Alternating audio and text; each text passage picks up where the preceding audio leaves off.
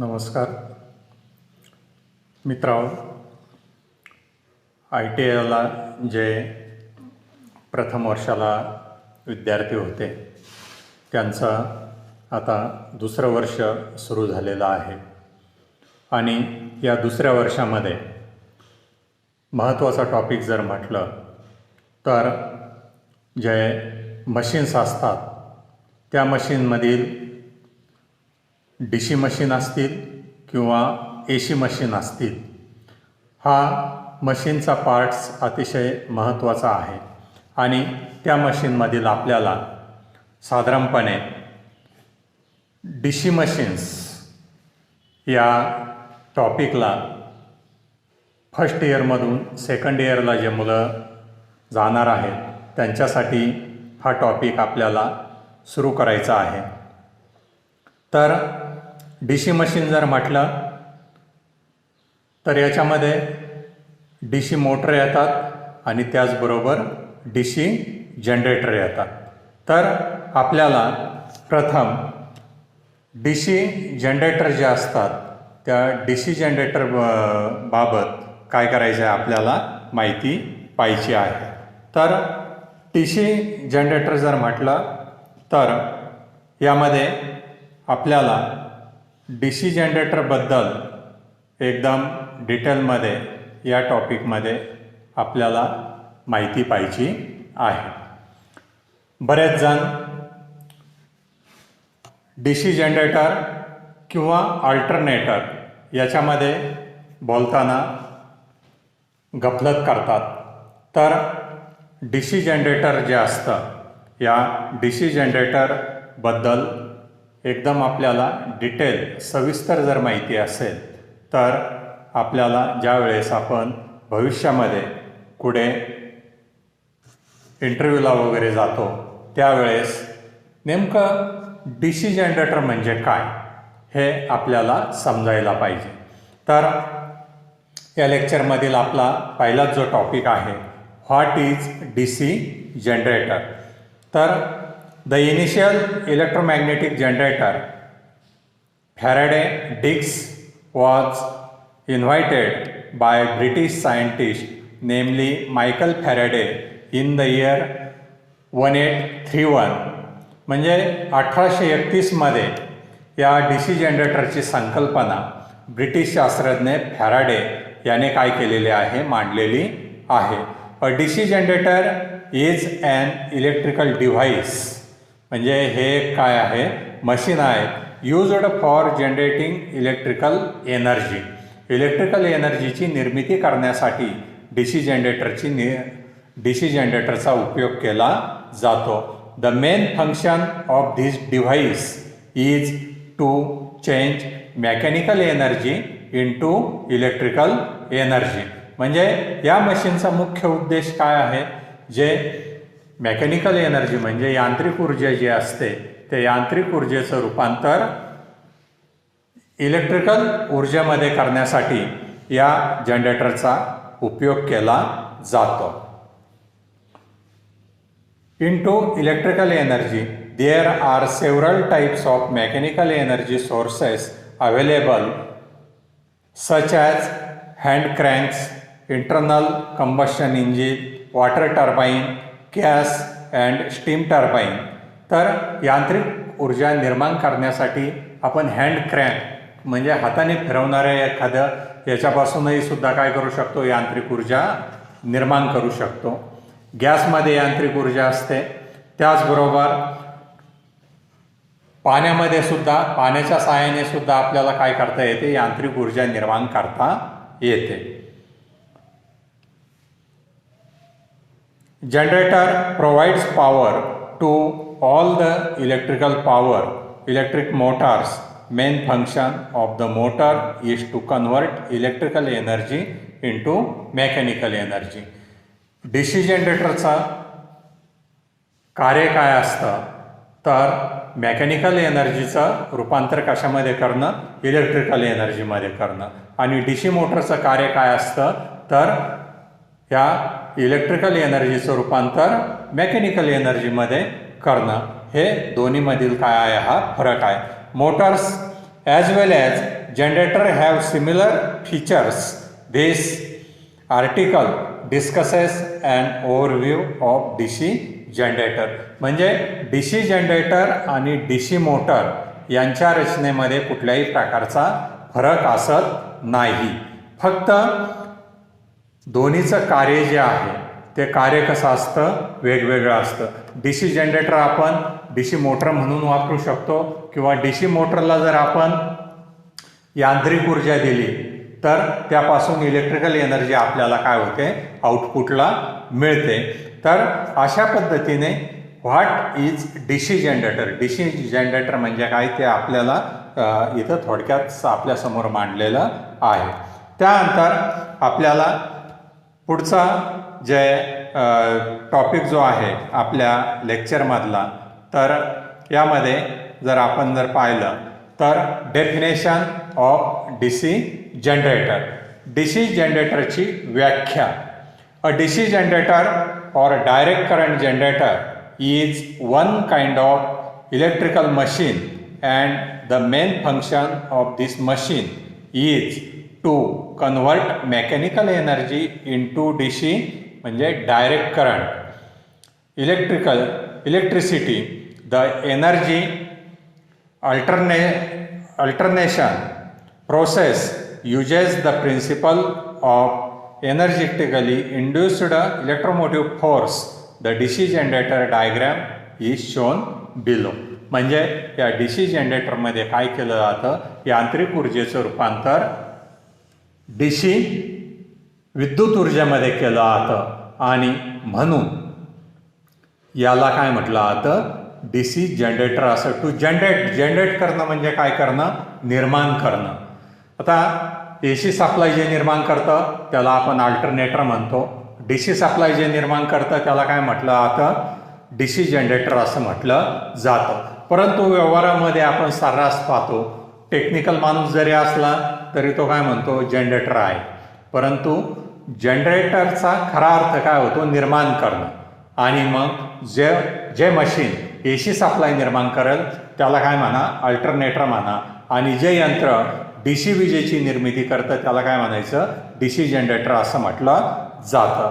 तर यामध्ये आपल्याला हे जे DC जनरेटर जे असतं त्या जनरेटरचं रचना, कन्स्ट्रक्शन ऑफ DC जनरेटर. या DC जनरेटरच्या रचनेमध्ये आणि आपण अतिशय सोप्या भाषेमध्ये जर पाहिलं विजेची निर्मिती करण्यासाठी 3 गोष्टींची आवश्यकता असते. पहिलं पाहिजे आपल्याकडे कंडक्टर पाहिजे, मॅग्नेट पाहिजे आणि तो कंडक्टर फिरवण्यासाठी काय पाहिजे, यांत्रिक ऊर्जाची आवश्यकता असते.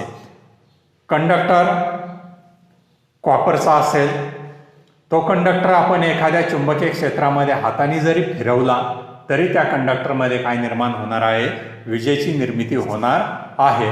आणि ही निर्माण झालेली वीज कशा पद्धतीने बाहेर घ्यायची, त्यासाठी काय असणार आहे, त्याला कॉम्युटेटरची आवश्यकता असणं.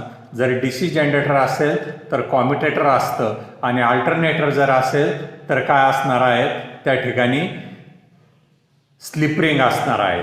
AC जनरेटर म्हणजेच अल्टरनेटरमध्ये काय वापरलेलं असतं, स्लिप रिंग असतात आणि DC जनरेटरमध्ये काय वापरलेलं असतं, कॉम्युटेटर वापरलेला असतो. हा दोन्हीमधला महत्त्वाचा फरक आहे. कारण स्लिप रिंगमध्ये कुठल्याही जनरेटर असेल किंवा अल्टरनेटर असेल त्याच्यामध्ये सुरुवातीला निर्माण होणारा सप्लाय जो आहे तो निर्माण होताना सप्लाय ACचं निर्माण होतो.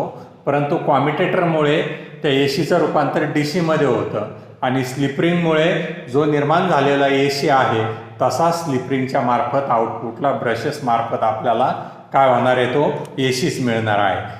म्हणून यामध्ये हे जे DC जनरेटर जे आहे याची रचना, कन्स्ट्रक्शन ऑफ DC जनरेटर. तर याच्यामध्ये कुठले कुठले पार्ट्स असतात ते या ठिकाणी आपल्याला पाहायचे आहेत. A DC generator is also used as DC motor by without changing its construction. DC जनरेटरचा उपयोग आपण DC मोटर म्हणून करू शकतो. त्यामध्ये कुठल्याही प्रकारच्या त्याच्या रचनेमध्ये आपल्याला काही बदल करण्याची आवश्यकता नसते. Therefore, a DC motor, otherwise a DC generator, can be generally called as DC machine.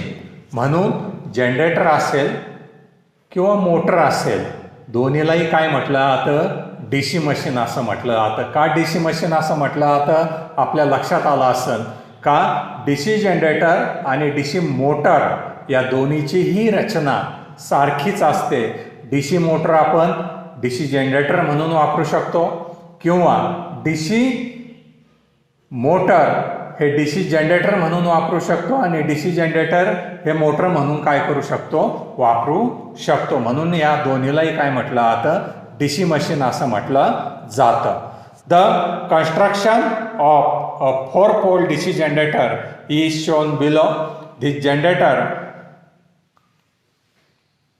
comprises of several parts like yoke, poles, pole shoe, field winding, an armature core, armature winding, commutator and brushes, but the two essential parts of these devices are stator as well as rotor.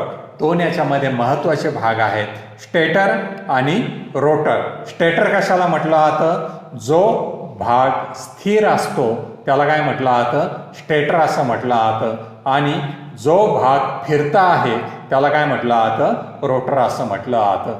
मग AC motor असेल, DC motor असेल, fan असेल किंवा कुठल्याही प्रकारची single phase motor असेल, 3 phase motor असेल, इथून पुढे लक्षात ठेवायचं का जो भाग फिरता असणार आहे त्याला रोटर म्हणा, जो भाग स्थिर असणार आहे त्याला काय म्हणायचं? स्टेटर असं म्हटलं जातं. तर यामध्ये पहिला जो भाग आहे DC मशीनचा, आता मी DC मोटर किंवा DC जनरेटर बोलत नाही, दोन्हीलाही मिळून काय म्हणायचं आहे आपल्याला? DC मशीन असं म्हटलं जातं. आणि त्यामध्ये पहिला जो पार्ट्स आहे stator. The stator is an essential parts of the DC generator. हा एक सर्वात महत्त्वाचा काय आहे? DC जनरेटरचा किंवा DC मोटरचा महत्त्वाचा भाग आहे. And the main function of this is to provide the magnetic fields where the coil spin. म्हणजे या चुंबकीय पाथ किंवा जसं इलेक्ट्रिकल सर्किट असतं त्याचप्रमाणे चुंबकीय सर्किटसुद्धा असतं. तर हे चुंबकीय सर्किट पूर्ण करण्याचं काम ह्या कशामुळं होत असतं? स्टेटरमुळं होत असतं. आणि स्टेटरलाच दुसरं नाव काय आहे? योक असं म्हटलं जातं. काय म्हणतात त्याला? योक असं म्हणतात. दिस इन्क्लुड्स स्टेबल मॅग्नेट्स. याच्यामध्ये स्थिर चुंबकीय क्षेत्र काय होत असतं? निर्माण होत असतं. Where 2 of them are with reverse poles facing these magnets are located to fit in the region of the rotor. तर यामध्ये चुंबकीय क्षेत्र निर्माण करण्यासाठी एकतर इलेक्ट्रोमॅग्नेटचा उपयोग केलेला असेल किंवा मग परमनंट मॅग्नेट त्या ठिकाणी वापरलेलं असतं. परंतु आपल्याला माहिती आहे परमनंट मॅग्नेट जे असतं त्या परमनंट मॅग्नेटची चुंबकीय शक्ती जी असते ती कशी असते? कॉन्स्टंट असते, स्थिर असते आणि त्याच्यामुळं आपल्याला त्याच्यामध्ये बदल करणं शक्य नसतं. मग याच्याऐवजी मोठे मशीन जे असतात परमनंट मॅग्नेट वापरण्याऐवजी त्या ठिकाणी इलेक्ट्रोमॅग्नेटचा वापर केलेला असतो. आणि इलेक्ट्रोमॅग्नेट वापरल्यामुळं काय होणार आहे? इलेक्ट्रोमॅग्नेट वापरल्यामुळं त्या ठिकाणचं त्या इलेक्ट्रोमॅग्नेटमधून वाहणारा प्रवाहाची किंमत जर आपण कमी जास्त केली तर निर्माण होणारं मॅग्नेट सुद्धा त्याच्या प्रमाणामध्ये काय होत असतं? निर्माण होत असतं. म्हणून त्या ठिकाणी DC जनरेटरमध्ये प्रकार आहेत. परमनंट मॅग्नेट DC जनरेटरसुद्धा आहे आणि इलेक्ट्रोमॅग्नेट DC जनरेटरसुद्धा आहे. छोटी खेळणी जी असतात किंवा खेळणी वगैरे याच्यामध्ये परमनंट मॅग्नेटचा वापर केलेला असतो. परंतु मोठाले जे DC जनरेटर असतात त्या ठिकाणी इलेक्ट्रोमॅग्नेटचा वापर केलेला असतो. सेकंड जो पार्ट आहे याच्यामध्ये रोटर और आर्मेचर. रोटरला काय म्हटलं जातं? डीसीमध्ये आर्मेचर असं म्हटलं जातं. रोटर और armature core is the second rotor or armature core is the second essential parts of the DC generator, and it includes slotted iron laminations with slots that are stacked to shape cylindrical armature core. Generally, these laminations are offered to decrease the loss because of the eddy current. तर हे rotor जे असतं, rotor म्हणजे फिरणारा भाग, मध्ये shaft असतो. तो शाफ्ट जो योक किंवा स्टेटर जो असतो त्या स्टेटरच्या साईड कव्हरमध्ये बेरिंगच्या साहाय्याने हा शाफ्ट बसवलेला असतो आणि रोटरवरती आर्मेचर वाइंडिंग करण्यासाठी काय केलेले असतात? स्लॉट केलेले असतात. त्या स्लॉटमध्ये आर्मेचर वाइंडिंग ही केलेली असते. तर यामध्ये पुढचा जो पार्ट्स आहे armature winding. The armature core slots are mainly used for holding the armature winding. या आर्मेचरवरती असणाऱ्या स्लॉटचा उपयोग कशासाठी होतो?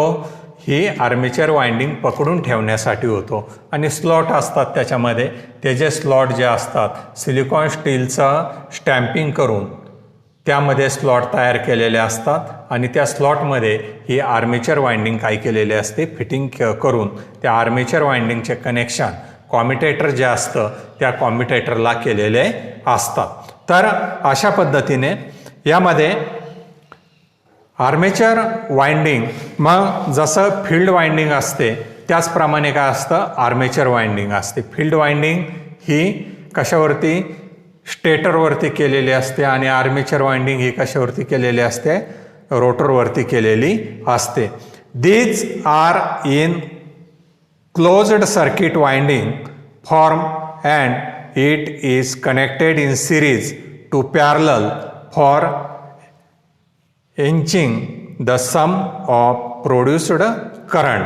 तर यामध्ये ज्यावेळेस हे आर्मेचर वाइंडिंग चुंबकीय क्षेत्रामध्ये फिरेल, चुंबकीय क्षेत्रामध्ये फिरल्यानंतर त्या वाइंडिंगमध्ये जे फॅरेडेच्या इलेक्ट्रोमॅग्नेटिक इंडक्शनच्या तत्वानुसार त्याच्यामध्ये काय निर्माण होते? विजेची निर्मिती होते. आणि ही निर्माण झालेली वीज कुठे येणार आहे? कॉम्युटेटरमध्ये येईल. आणि कॉम्युटेटरमध्ये आल्यानंतर ही जी वीज जी आहे ती ब्रशच्या मार्फत काय करतो? आपण बाहेर घेतो.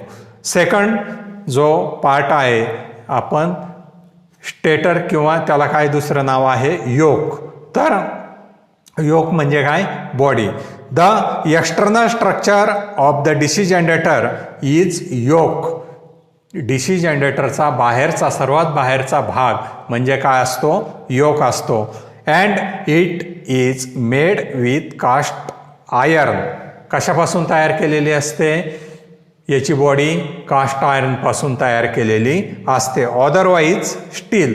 छोटे जे डीसी जनरेटर किंवा डीसी मोटर असतील यांची बॉडी ही कास्ट आयर्नपासून बनवलेली असेल आणि मोठे जे डीसी जनरेटर किंवा डीसी मोटर असतील यांची बॉडी ही स्टीलपासून बनवलेली असेल. मोठा स्टीलचा जाड जो शीट असेल ते रोलिंग मशीनच्या सहाय्याने काय केलं जातं? गोल केलं जातं आणि त्याचा सांधा वेल्डिंगच्या सहाय्याने वेल्डिंग करून त्या ठिकाणी योक काय केलेली असते? तयार केलेली असते. It gives the necessary mechanical power for carrying the magnetic flux given through the poles. तर ह्या योकचं महत्त्वाचं काम काय आहे? चुंबकीय सर्किट पूर्ण करण्याचं काम कशाचं असतं? या योकचं असतं. तर त्यानंतर पुढचा जो पार्ट्स आहे पोल्स. आता हे जे पोल्स असतात कशामध्ये असतात?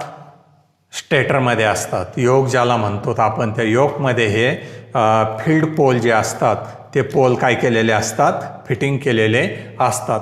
मग तुम्ही म्हणाले पोल कशासाठी?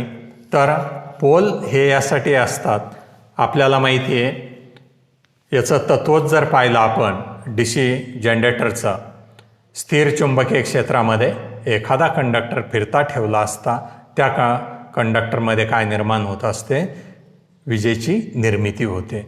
मग आपल्याला स्थिर चुंबकीय क्षेत्र न वापरता या ठिकाणी काय करायचं आहे, इलेक्ट्रोमॅग्नेट त्या ठिकाणी वापरायचं आहे.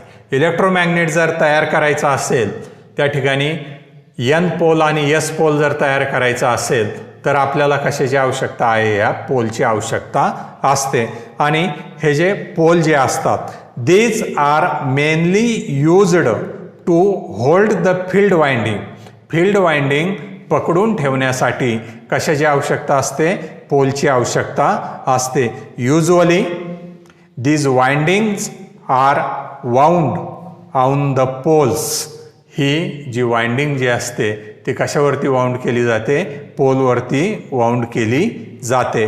They are connected in series otherwise parallel by the armature winding. हे जे पोल जे असतात हे कसे जोडलेले असतात, सिरीजमध्ये जोडलेले असतात. पोलची संख्या जी असते ती नेहमी कशी असणार आहे, सम संख्येमध्ये असते. 2, 4, 6, 8, 10, 12 पोलची संख्या ही कशी असते, नेहमी सम असते. म्हणजे एक N पोल असेल तर दुसरा S असतो, म्हणून पोलची काय असते, जोडी, आणि म्हणून याची संख्या नेहमी कशी असते, सम असते. The poles will give joint towards the yoke with the welding method otherwise by using screw. हे पोल जे असतात हे पोल त्या बॉडीमध्ये एकतर वेल्डिंगने फिटिंग केलेले असतात किंवा अदरवाईज त्या ठिकाणी नट बोल्टिंग किंवा स्क्रूच्या साहाय्याने हे पोल योकच्या आतून स्टेटरमध्ये काय केलेले असतात, फिटिंग केलेले असतात. पुढचा पार्टचा आहे पोल शू. तर पोल शू जे असतात, पोल शू म्हणजे काय असतं, तर the pole shoe is mainly utilized for spreading the magnetic flux as well as to avoid the field coil from falling. ही जी फील्ड कॉईल जी आहे ती फील्ड कॉईल व्यवस्थित आतमध्ये बसवण्यासाठी या पोल शूचा आवश्यकता असते. त्याचबरोबर त्या फील्ड कॉईलमुळं जे चुंबकीय क्षेत्र निर्माण होणार आहे ते चुंबकीय क्षेत्र व्यवस्थितरित्या सारख्या प्रमाणामध्ये पसरवण्याचं काम कोण करत असतं, हे पोल शू करत असतं. तर अशा पद्धतीने पोल्स आणि पोल शू. त्यानंतर कॉम्युटेटर. पुढचा जो DC मशीनचा पार्ट्स आहे commutator. The working of the commutator is like a rectifier for changing AC voltage to DC voltage within the armature winding to across the brushes. आता हे कॉम्युटेटरचं महत्त्वाचं काम काय आहे, ACचं रूपांतर DCमध्ये करण्यासाठी कशाचा वापर केला जातो, कॉम्युटेटरचा वापर केला जातो. आणि हे कॉम्युटेटर जे असतं, कॉम्युटेटर कशावरती फिटिंग केलेलं आहे, शाफ्टवरती फिटिंग केलेलं आहे. शाफ्टवरती मायकाचं इन्सुलेशन वापरून त्याच्यावरती हार्ड ड्रॉन कॉपरचे पट्ट्या ज्या असतात त्या एकमेकापासून इन्सुलेट करून गोलाकार याच्यामध्ये काय केलेले असतात, फिटिंग केलेले असतात. समोर स्लाइडमध्ये जर आपण पाहिलं तर इथं आर्मेचर कॉईल दाखवलेले आहे, कॉम्युटेटर दाखवलेले आहेत, आणि त्या कॉम्युटेटरला कशाचं कनेक्शन केलेलं असतं, आर्मेचर वाइंडिंगचं कनेक्शन त्या कॉम्युटेटरला केलेलं असतं. आणि कॉम्युटेटरवरती नेहमी स्पर्श करून काय असतात, ब्रश असतात. तर महत्त्वाचं कार्य लक्षात आलं कॉम्युटेटरचं. कॉम्युटेटरचं वर्किंग काय आहे, changing AC voltage to DC voltage within the armature winding to across the brush. हे महत्त्वाचं काम या कॉम्युटेटरचं आहे. It is designed with a copper segment म्हणजे काय, खंड म्हणजे छोट्या छोट्या पट्ट्या त्या ठिकाणी काय केलेल्या असतात, वापरलेल्या असतात. And each copper segment is protected from each other with the help of mica sheet. त्या ठिकाणी इन्सुलेशनसाठी काय वापरलेलं असतं? मायकाचं शीट वापरलेलं असतं. It is located on the shaft of the machine. हे मशीनच्या शाफ्टवरती फिटिंग केलेलं असतं. पुढचा पार्टचा आहे brushes. The electrical connection can be ensured between the commutator as well as the exterior load circuit with the help of brushes. ब्रशेसच्या साहाय्याने आपल्याला त्या जनरेटरच्या आर्मेचरमध्ये निर्माण झालेला जो सप्लाय आहे तो काय करता येतो? आउटपुटला घेता येतो. आणि ब्रश जे असतात ते ब्रश कशापासून बनवलेले असतात? कार्बनपासून बनवलेले असतात. आणि हे जे स्लाईड जे आपल्याला समोर दिसते या पार्ट्स ऑफ DC मशीन, याच्यामध्ये सर्व पार्ट्स ला लेबलिंग केलेलं आहे. स्टेटर आहे, पोल शू फेस आहे, field winding, armature core, bearing, shaft, commutator, brush, हे सर्व या स्लाइडमध्ये पार्ट्स आपल्याला समजण्यासाठी या ठिकाणी दाखवलेले आहेत. तर अशा पद्धतीने कुठल्याही जनरेटरमध्ये जनरेटरचे पार्ट्स, DC मशीनचे पार्ट्स जर म्हटलं तर एवढे जे पार्ट्स आपण पाहिलेत तेवढे पार्ट्स याच्यामध्ये असतात. आणि ब्रश बसवण्यासाठी काय असतं? ब्रश होल्डर असतात. आणि त्या ब्रश होल्डरमध्ये स्प्रिंगच्या साहाय्याने आपल्याला ते ब्रशेस नेहमी कॉम्युटेटरला स्पर्श करून ठेवता येतील असे ब्रशेस त्या ठिकाणी बसवलेले असतात. तर अशा अतिशय इंग्रजीमध्ये आणि त्याचबरोबर मराठीमध्ये दोन्ही भाषामध्ये सुद्धा आपल्यापर्यंत parts of DC machine, DC जनरेटरची व्याख्या आणि व्हॉट इज DC जनरेटर हे आपण या लेक्चरमध्ये पाहिलेलं आहे. आणि पुढच्या लेक्चरमध्ये आपल्याला working principle of DC generator, DC जनरेटरचं कार्य कशा पद्धतीने चालतं हे नंतरच्या लेक्चरमध्ये पाहायचं आहे. धन्यवाद. थँक्यू.